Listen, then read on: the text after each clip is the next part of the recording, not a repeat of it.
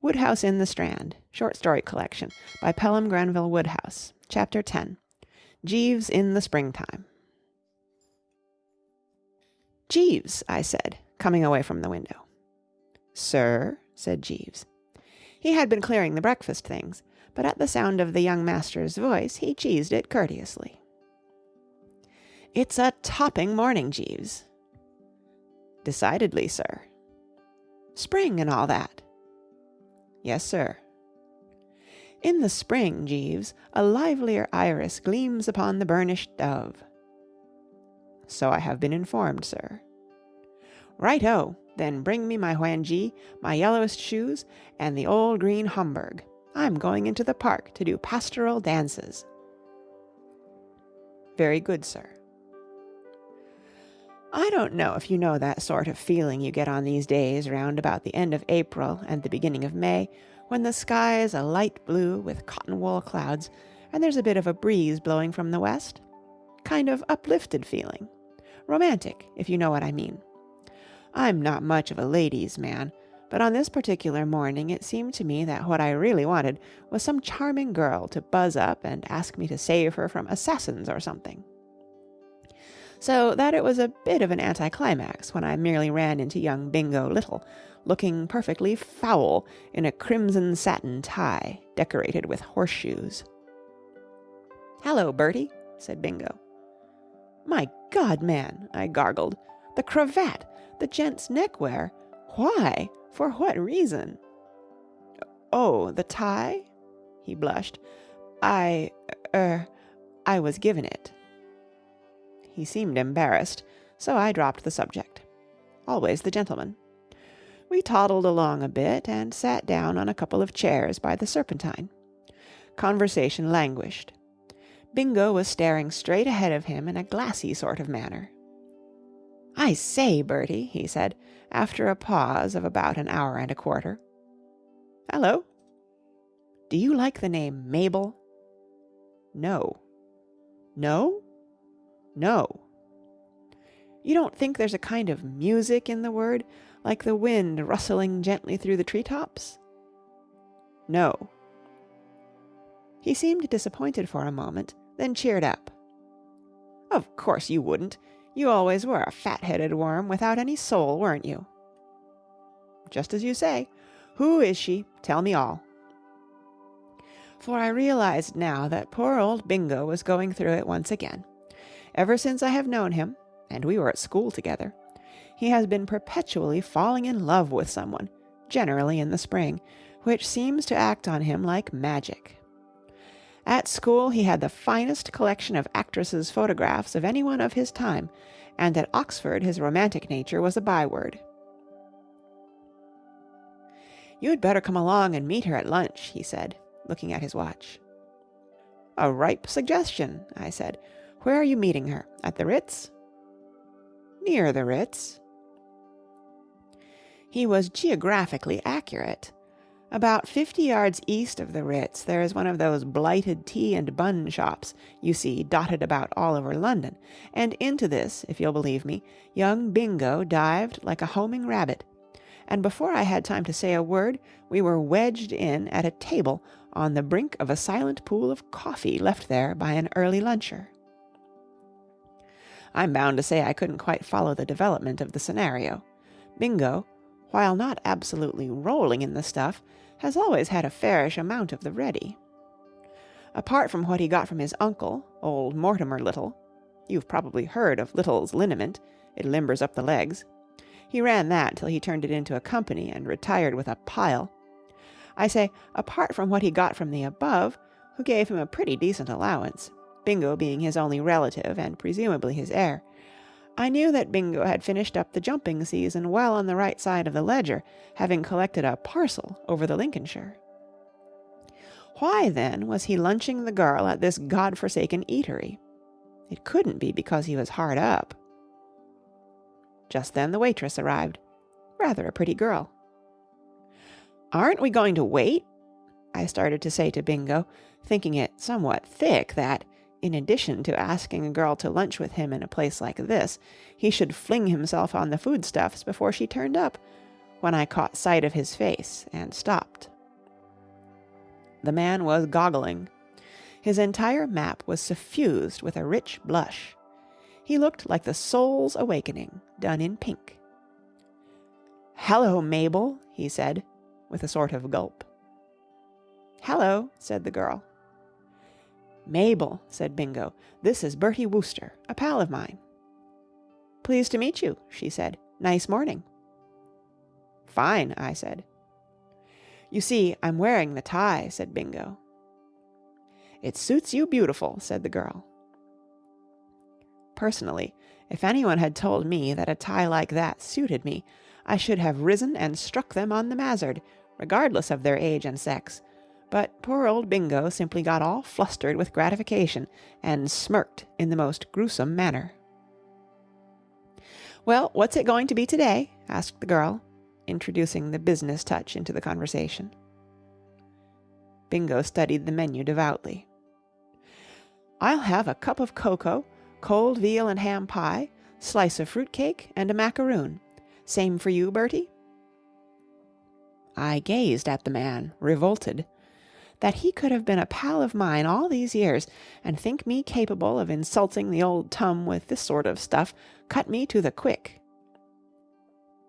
"Or how about a bit of hot steak pudding with a sparkling limeado to wash it down?" said Bingo.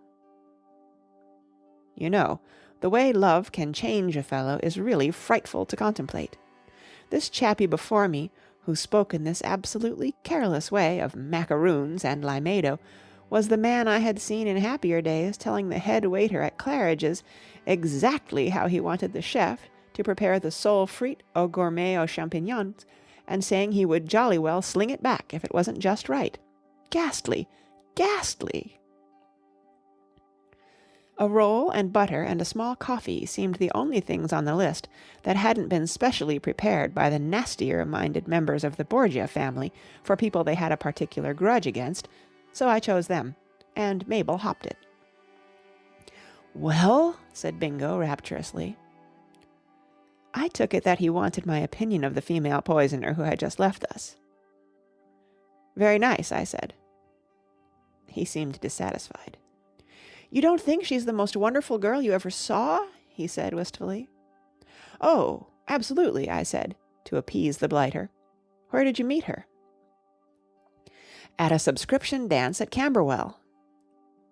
"What on earth were you doing at a subscription dance at Camberwell?"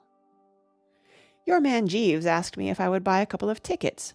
It was in aid of some charity or other." "Jeeves? I didn't know he went in for that sort of thing."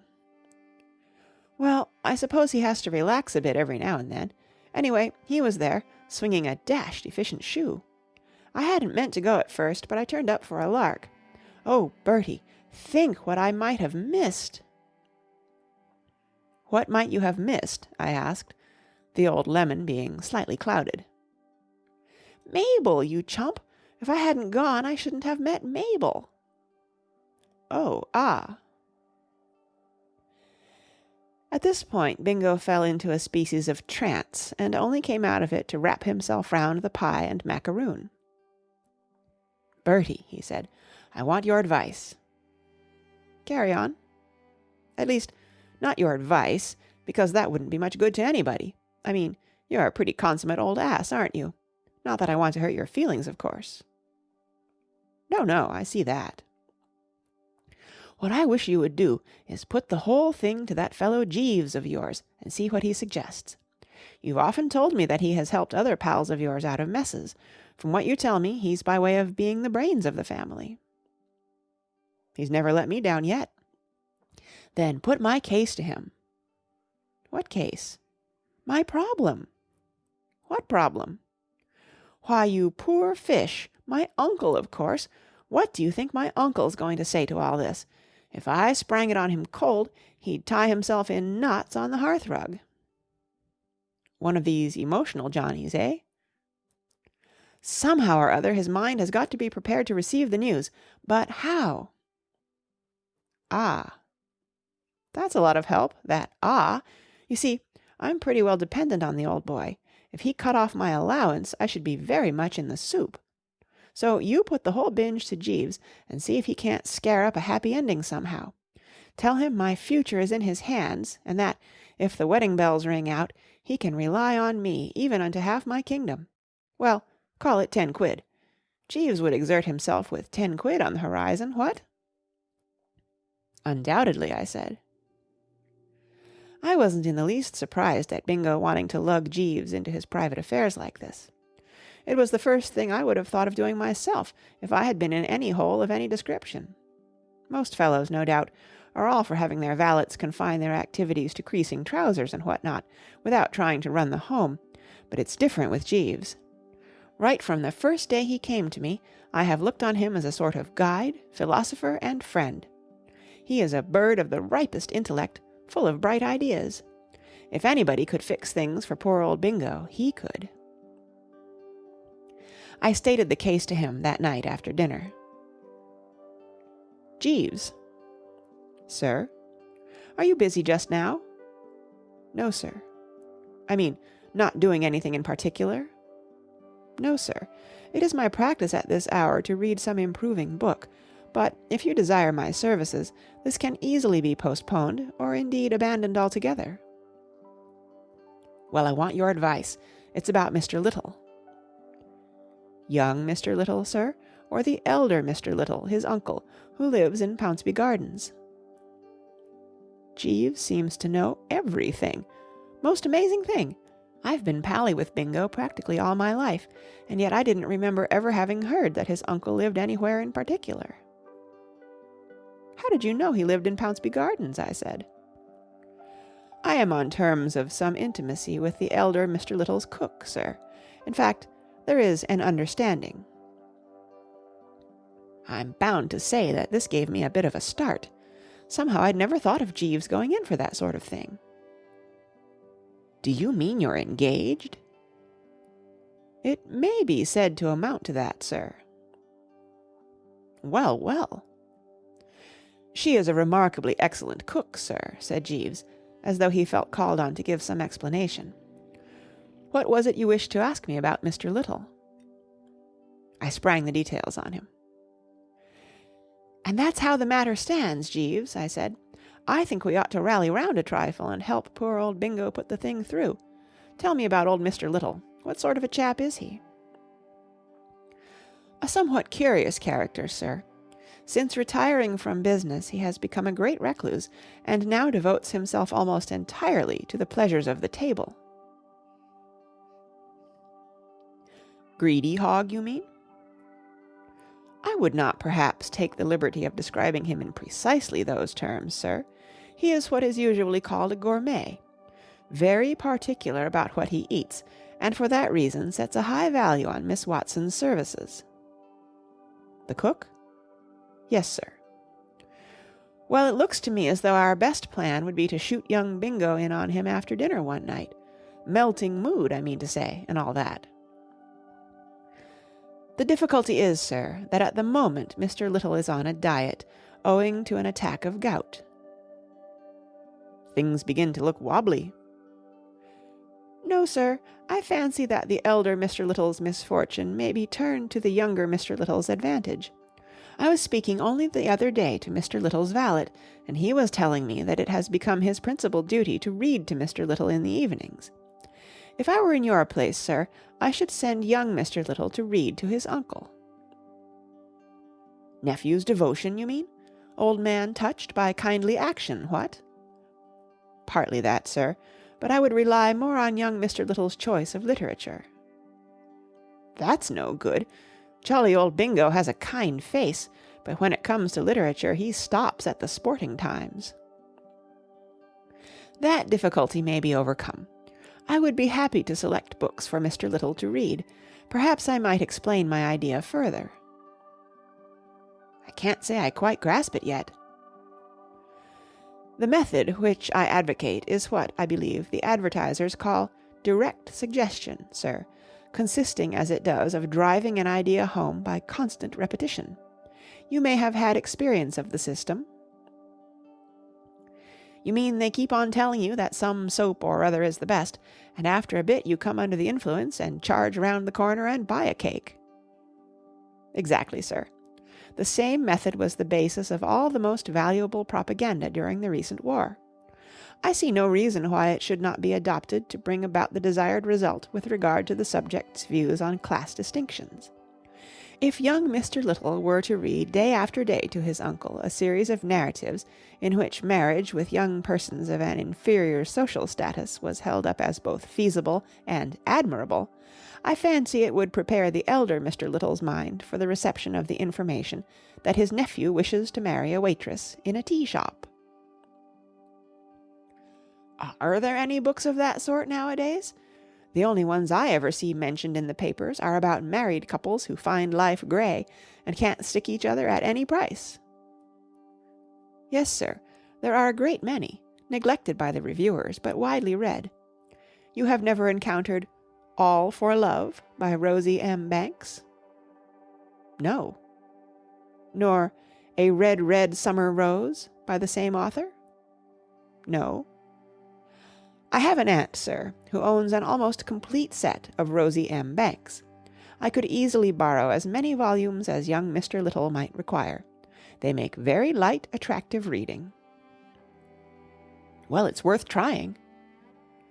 I should certainly recommend the scheme, sir. All right, then. Toddle round to your aunt's tomorrow and grab a couple of the fruitiest. We can but have a dash at it. Precisely, sir. Bingo reported 3 days later that Rosie M. Banks was the goods, and beyond a question the stuff to give the troops. Old Little had jibbed somewhat at first at the proposed change of literary diet, he not being much of a lad for fiction, and having stuck hitherto exclusively to the heavier monthly reviews. But Bingo had got Chapter 1 of All for Love past his guard before he knew what was happening, and after that there was nothing to it. Since then they had finished A Red, Red Summer Rose, Madcap Myrtle, and Only a Factory Girl, and were halfway through The Courtship of Lord Strathmorlick. Bingo told me all this in a husky voice over an egg beaten up in sherry. The only blot on the thing, from his point of view, was that it wasn't doing a bit of good to the old vocal cords, which were beginning to show signs of cracking under the strain. He had been looking his symptoms up in a medical dictionary, and he thought he had got clergyman's throat. But against this you had to set the fact that he was making an undoubted hit in the right quarter, and also that after the evening's reading he always stayed on to dinner. And from what he told me, the dinners turned out by Old Little's cook had to be tasted to be believed. There were tears in the old blighter's eyes as he got on to the subject of the clear soup.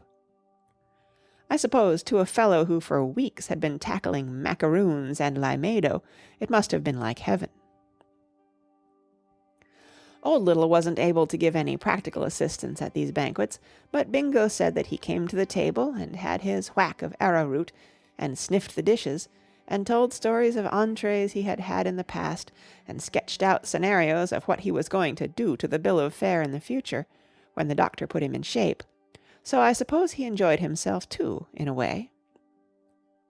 Anyhow, things seemed to be buzzing along quite satisfactorily, and Bingo said he had got an idea which, he thought, was going to clinch the thing. He wouldn't tell me what it was, but he said it was a pippin. "We make progress, Jeeves," I said. "That is very satisfactory, sir." Mr. Little tells me that when he came to the big scene in Only a Factory Girl, his uncle gulped like a stricken bull-pup. "Indeed, sir." "Where Lord Claude takes the girl in his arms, you know, and says—" "I am familiar with the passage, sir. It is distinctly moving. It was a great favourite of my aunt's." "I think we're on the right track." "It would seem so, sir."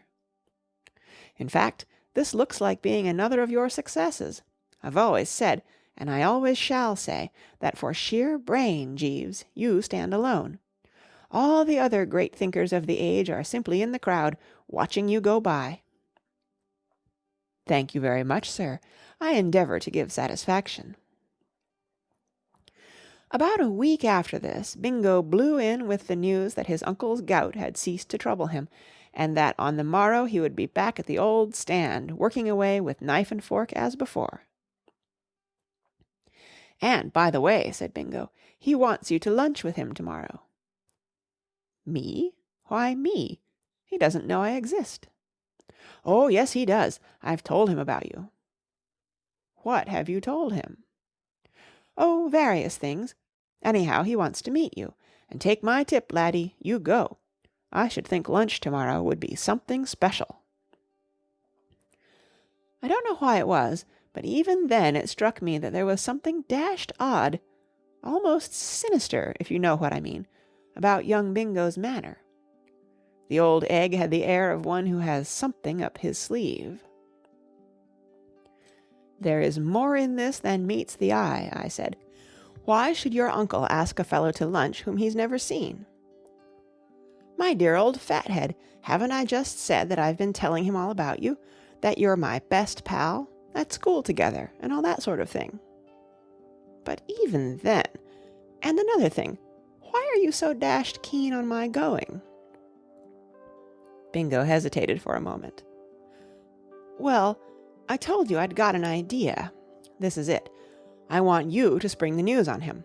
I haven't the nerve myself." "What? I'm hanged if I do." "And you call yourself a pal of mine." "Yes, I know, but there are limits." "Bertie," said Bingo reproachfully, "I saved your life once." "When?" "Didn't I? It must have been some other fellow then. Well, anyway, we were boys together and all that. You can't let me down." "Oh, all right," I said. "But when you say you haven't nerve enough for any dashed thing in the world, you misjudge yourself. A fellow who—" "Cheerio," said young Bingo. 1:30 tomorrow. Don't be late." I'm bound to say that the more I contemplated the binge, the less I liked it. It was all very well for Bingo to say that I was slated for a magnificent lunch, but what good is the best possible lunch to a fellow if he is slung out into the street on his ear during the soup course?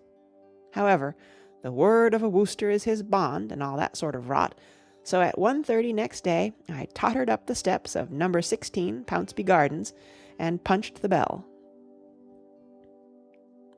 And half a minute later I was up in the drawing-room, shaking hands with the fattest man I have ever seen in my life. The motto of the little family was evidently variety. Young Bingo is long and thin and hasn't had a superfluous ounce on him since we first met, but the uncle restored the average and a bit over. The hand which grasped mine wrapped it round and enfolded it till I began to wonder if I'd ever get it out without excavating machinery. "Mr. Wooster, I am gratified. I am proud. I am honored."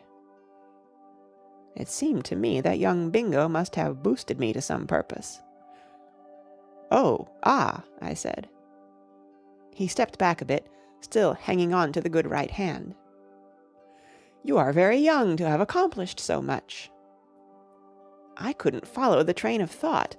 The family, especially my Aunt Agatha, who has savaged me incessantly from childhood up, have always rather made a point of the fact that mine is a wasted life, and that, since I won the prize at my first school for the best collection of wildflowers made during the summer holidays, I haven't done a damn thing to land me on the nation's scroll of fame. I was wondering if he couldn't have got me mixed up with someone else, when the telephone bell rang outside in the hall, and the maid came in to say that I was wanted. I buzzed down and found it was young Bingo. "Hallo," said young Bingo. "So you've got there? Good man. I knew I could rely on you. I say, old crumpet, did my uncle seem pleased to see you?" "Absolutely all over me. I can't make it out." "Oh, that's all right. I just rang up to explain. The fact is, old man, I know you won't mind, but I told him that you were the author of those books I've been reading to him." "What?" "Yes, I said that Rosie M. Banks was your pen name, and you didn't want it generally known because you were a modest, retiring sort of chap. He'll listen to you now. Absolutely hang on your words. A brightish idea, what? I doubt if Jeeves in person could have thought up a better one than that. Well, pitch it strong, old lad, and keep steadily before you the fact that I must have my allowance raised. I can't possibly marry on what I've got now. If this film is to end with the slow fade-out on the embrace, at least double is indicated. Well, that's that. Cheerio." And he rang off. At that moment the gong sounded, and the genial host came tumbling downstairs like the delivery of a ton of coals. I always look back to that lunch with a sort of aching regret. It was the lunch of a lifetime, and I wasn't in a fit state to appreciate it. Subconsciously, if you know what I mean, I could see it was pretty special, but I had got the wind up to such a frightful extent over the ghastly situation in which young Bingo had landed me that its deeper meaning never really penetrated. Most of the time I might have been eating sawdust for all the good it did me. Old Little struck the literary note right from the start. "My nephew has probably told you that I have been making a close study of your books of late," he began. "Yes, he did mention it. How did you like the bally things?" He gazed reverently at me. "Mr. Wooster, I am not ashamed to say that the tears came into my eyes as I listened to them. It amazes me that a man as young as you can have been able to plumb human nature so surely to its depths, to play with so unerring a hand on the quivering heartstrings of your reader, to write novels so true, so human, so moving, so vital." "Oh, it's just a knack," I said. The good old Persp was bedewing my forehead by this time in a pretty lavish manner. I don't know when I've been so rattled. "Do you find the room a trifle warm?" "Oh, no, rather not. Just right." "Then it's the pepper. If my cook has a fault, which I am not prepared to admit, it is that she is inclined to stress the pepper a trifle in her made dishes. By the way, do you like her cooking?" I was so relieved that we had got off the subject of my literary output that I shouted approval in a ringing baritone. "I am delighted to hear it, Mr. Wooster. I may be prejudiced, but to my mind that woman is a genius." "Absolutely," I said. "She has been with me 7 years. And in all that time I have not known her guilty of a single lapse from the highest standard. Except once, in the winter of 1917, when a purist might have condemned a certain mayonnaise of hers as lacking in creaminess. But one must make allowances. There had been several air raids about that time, and no doubt the poor woman was shaken. But nothing is perfect in this world, Mr. Wooster, and I have had my cross to bear. For 7 years I have lived in constant apprehension lest some evilly disposed person might lure her from my employment. To my certain knowledge, she has received offers, lucrative offers, to accept service elsewhere. You may judge of my dismay, Mr. Wooster, when only this morning the bolt fell. She gave notice." "Good Lord!" Your consternation does credit, if I may say so, to the heart of the author of A Red, Red Summer Rose. But I am thankful to say the worst has not happened. The matter has been adjusted. Jane is not leaving me." "Good egg." "Good egg indeed, though the expression is not familiar to me. I do not remember having come across it in your books. And speaking of your books, may I say that what has impressed me about them even more than the moving poignancy of the actual narrative is your philosophy of life. If there were more men like you, Mr. Wooster, London would be a better place." This was the dead opposite to my Aunt Agatha's philosophy of life, she having always rather given me to understand that it is the presence of chappies like me that makes London more or less of a plague spot. But I let it go. "Let me tell you, Mr. Wooster, that I appreciate your splendid defiance of the outworn fetishes of a purblind social system. I appreciate it. You are big enough to see that rank is but the guinea stamp, and that, in the magnificent words of Lord Bletchmore in Only a Factory Girl, be her origin ne'er so humble, a good woman is the equal of the finest lady on earth." I sat up. "I say, do you think that?" "I do, Mr. Wooster. I am ashamed to say that there was a time when I was like other men, a slave to the idiotic convention which we call class distinction. But since I read your books—" I might have known it. Jeeves had done it again. "You think it's all right for a chappie in what you might call a certain social position to marry a girl of what you might describe as the lower classes?" "Most assuredly I do, Mr. Wooster." I took a deep breath and slipped him the good news. "Young Bingo, your nephew, you know, wants to marry a waitress," I said. "I honour him for it," said old Little. "You don't object?" "On the contrary." I took another deep breath and shifted to the sordid side of the business. "I hope you won't think I'm butting in, don't you know," I said. "But, well, how about it?" "I fear I do not quite follow you." "Well, I mean to say, his allowance and all that. The money you're good enough to give him. He was rather hoping that you might see your way to jerking up the total a bit." Old Little shook his head regretfully. "I fear that can hardly be managed. You see, a man in my position is compelled to save every penny. I will gladly continue my nephew's existing allowance, but beyond that I cannot go. It would not be fair to my wife." "What? But you're not married?" "Not yet, but I propose to enter upon that holy state almost immediately. The lady who for years has cooked so well for me honoured me by accepting my hand this very morning." A cold gleam of triumph came into his eye. "Now let 'em try to get her away from me," he muttered defiantly. "Young Mr. Little has been trying frequently during the afternoon to reach you on the telephone, sir," said Jeeves that night when I got home. "I'll bet he has," I said. I had sent poor old Bingo an outline of the situation by messenger boy shortly after lunch. He seemed a trifle agitated. "I don't wonder, Jeeves," I said. "Brace up and bite the bullet. I'm afraid I've bad news for you." "Sir?" "That scheme of yours, reading those books to old Mr. Little and all that, has blown out a fuse." "They did not soften him?" "They did. That's the whole bally trouble. Jeeves, I'm sorry to say that fiancée of yours, Miss Watson, you know, the cook, you know, well, the long and the short of it is that she's chosen riches instead of honest worth, if you know what I mean." "Sir?" "She's handed you the mitten, and gone and got engaged to old Mr. Little." "Indeed, sir." "You don't seem much upset." "The fact is, sir, I had anticipated some such outcome." I stared at him.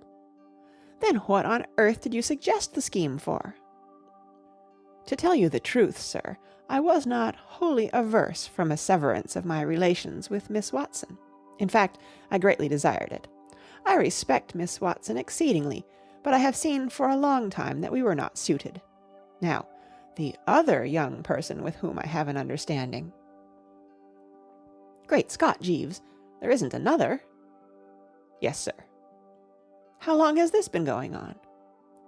"For some weeks, sir. I was greatly attracted by her when I first met her at a subscription dance at Camberwell." "My sainted aunt! Not—" Jeeves inclined his head gravely. "Yes, sir. By an odd coincidence, it is the same young person that young Mr. Little— I have placed the cigarettes on the small table. Good night, sir." End of chapter 10.